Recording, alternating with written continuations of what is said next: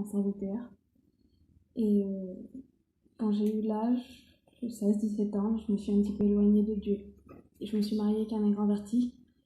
Et c'est là que j'ai vu que j'aurais pas dû m'éloigner de Dieu, parce que c'est vrai que de placer toute sa vie dans les mains de Dieu, c'est important.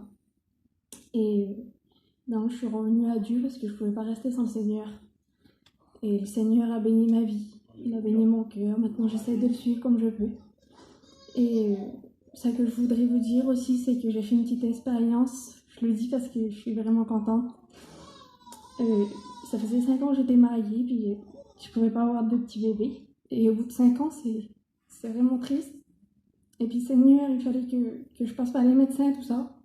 Et je dis Seigneur, je suis une chrétienne, je veux pas passer par les docteurs, tout ça. Je dis on va partir en mission et puis le Seigneur il va nous bénir. Et mon mari il n'est pas chrétien. Ça fait que je voyais que lui il n'était pas chrétien. Pour moi il fallait qu'il vienne chrétien pour que le Seigneur il nous donne la bénédiction. Et puis on est parti. On n'est même pas parti en mission, on est parti 15 jours avant mes parents avant d'aller en mission. Et je dis Seigneur, tu vois, je te fais confiance, je laisse tomber tous les docteurs.